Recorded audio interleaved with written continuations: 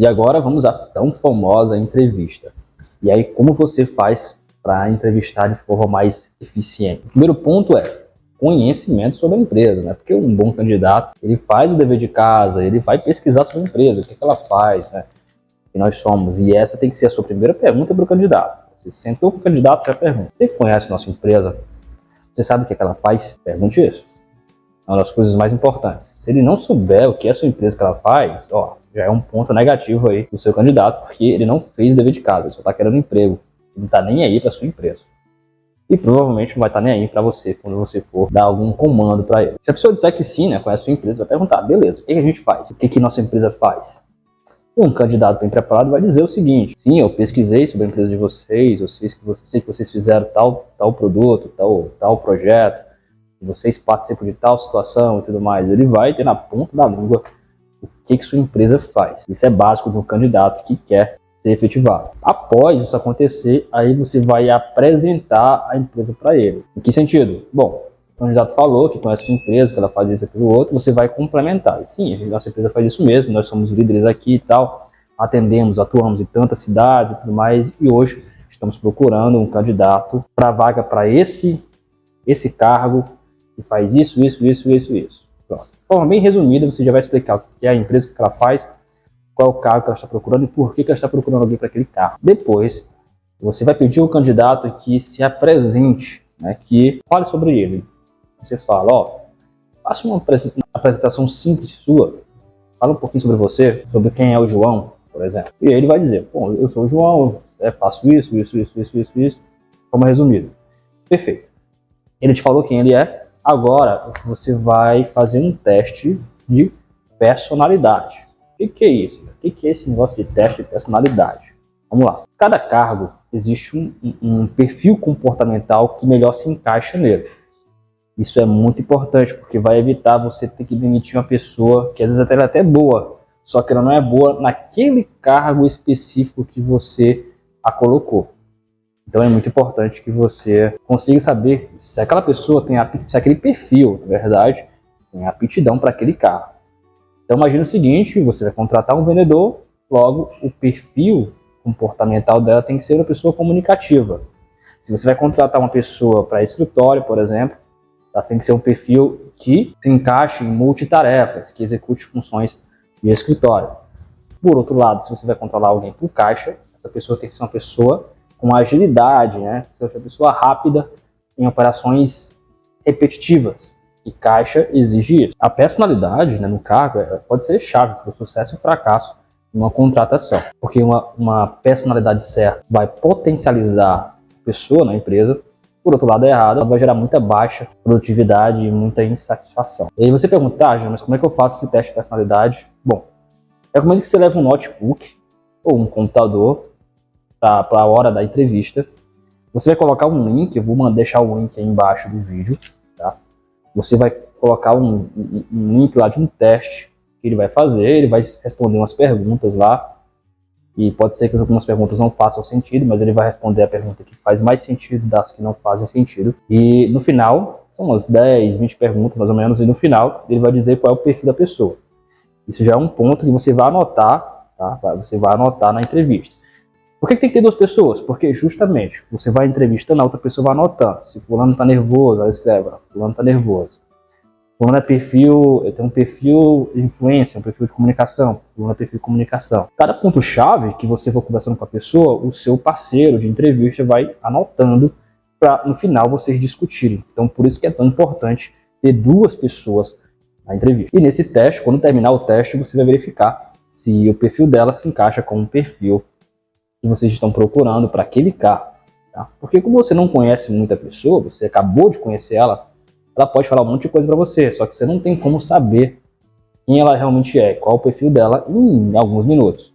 Mas o teste vai te ajudar nisso, o teste vai te falar exatamente, ou mais ou menos, quem é aquela pessoa. E o próximo passo é o teste de aptidão. Pois é, teste de aptidão. Bom, o teste de personalidade que você fez anteriormente, ele vai te dizer quem é a pessoa. E o teste de aptidão vai te dizer como ela vai executar aquilo. Nada mais do que ela mede a habilidade do candidato a executar tarefas daquele cargo. Então, você vai testar para saber se essa pessoa tem alguma aptidão para executar o cargo oferecido. Além de você testar a habilidade que a pessoa colocou no currículo. Então vamos lá. Se você vai contratar um vendedor, coloque lá 3 produtos que a sua empresa vende, peça para ele escolher o que ele mais se familiarize, né, com o produto, e peça para ele vender para você. Isso já é um teste que você faz para saber se ele é um bom vendedor ou se pelo menos ele tem alguma aptidão para venda. Por outro lado, se você vai testar para escritório, por exemplo, faça um teste relacionado ao escritório. Só que é muito importante que você faça o teste de aptidão. Porque você fez o teste de personalidade, beleza, sabe quem é a pessoa, qual é o perfil dela. E ela tem habilidade para executar aquilo, aptidão para executar aquela tarefa, é muito importante isso. Vai evitar muita dor de cabeça na hora do treinamento com aquela pessoa e tudo mais. E você consegue acertar, né? Vou dizer acertar porque é impossível 100%, mas consegue ser mais assertivo na encontra do colaborador ideal do seu cargo, da sua empresa. O terceiro ponto é a técnica de silêncio estratégico. Por exemplo, você já fez o teste de aptidão com ele, você vai continuar as outras perguntas, né? Você vai perguntar ao candidato o que deixa ele estressado, o que ele deixa ele com raiva, quais foram os desafios que ele enfrentou, que ele venceu. São perguntas básicas, mas você vai perguntando a ele. E aí, quando ele te responder, você não faz logo uma outra pergunta, você fica calado e espera ele continuar. Porque quanto mais o candidato falar, melhor para você. Tá? Quanto mais ele falar, mais você sabe sobre ele. E é o que você mais precisa, saber quem é a pessoa que está contratando. Então, deixa ela falar. Você não pode falar mais do que o seu candidato. Porque as entrevistas, geralmente, são superficiais. Então, você vê pouca coisa daquela pessoa. Então, quanto mais ela falar, mais ela demonstrar o seu comportamento, os testes que você fizer com ela, mais você sabe sobre aquela pessoa e mais certeza você tem sobre aquele candidato. E o próximo ponto são as perguntas chaves, né? Você precisa fazer perguntas chaves, são perguntas clichês, mas são perguntas necessárias que você precisa fazer ao seu candidato. Por exemplo, o que ele estressa, por que ele mandou o currículo para cá, o que ele acha da cultura da empresa, e se aquela cultura da empresa se encaixa com a cultura dele, desafios que ele superou e depois ele teve, né, e depois superou, por que ele deixou o último emprego, para você saber mais ou menos o que fez ele deixar o último emprego, para ele querer vir para o próximo emprego, o que ele está querendo da vida, daqui a 5 anos, como é que ele se vê, né, o que ele tem de planejamento e tudo mais,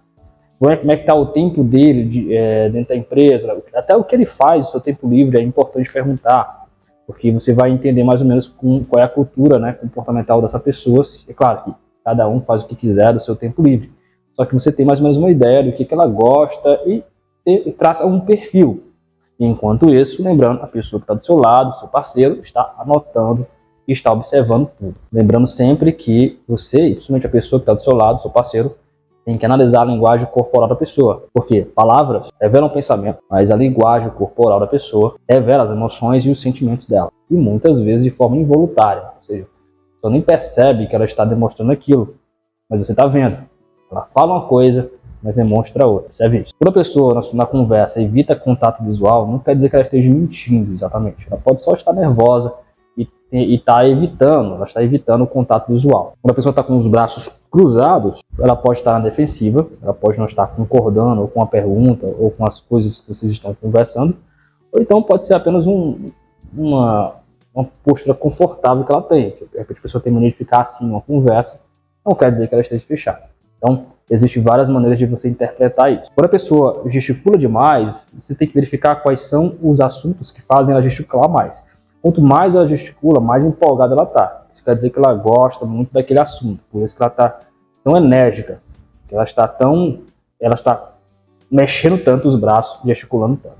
Okay? Quando a pessoa que você entrevistar, ela tem uma postura mais ereta, uma comunicação mais fluida, né, e um contato visual, mantendo o contato visual constante, é uma pessoa que tem mais confiança. Mas não quer dizer que ela seja o melhor candidato, apenas que tem mais confiança no que está falando. Bom, e no final, você vai perguntar ao candidato se ele entendeu, se ele tem alguma dúvida sobre a empresa. Você tem alguma dúvida sobre a empresa, sobre a gente, sobre o cargo?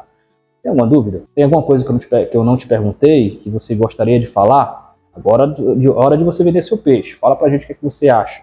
O que você quer falar sobre você que a gente não te perguntou. Faz essa pergunta também para ele. E no final, você agradece o candidato por ter vindo. Explica lá todos os detalhes do cargo, se você precisar explicar mais alguma coisa. Mas agradece ele por ter vindo. Quando o candidato sair, você e o seu parceiro, sua parceira, vão conversar sobre ele. De cara, vocês podem ser que tenham ideias diferentes e pode ser que tenha ideias parecidas. Não, achei o João aqui um pouco nervoso, mas ele tem uma certa aptidão para isso aqui. Vamos ver os próximos candidatos, mas pode ser ele é um forte candidato a passar nesse teste, de repente, entendeu? Então vocês vão conversar e vão alinhar isso daí. É como se fosse uma sabatina mesmo. No final, geralmente, imaginou, você tem 10 candidatos que você entrevistou. Geralmente você vai ficar em dúvida em 2. Geralmente 2 vai ser sua dúvida. E o que você faz para tirar essa dúvida? Você chama de novo esses candidatos. Agora, de uma forma mais informal, uma conversa que você vai ter com eles. Você não vai dizer que está contratado, mas você vai conversar.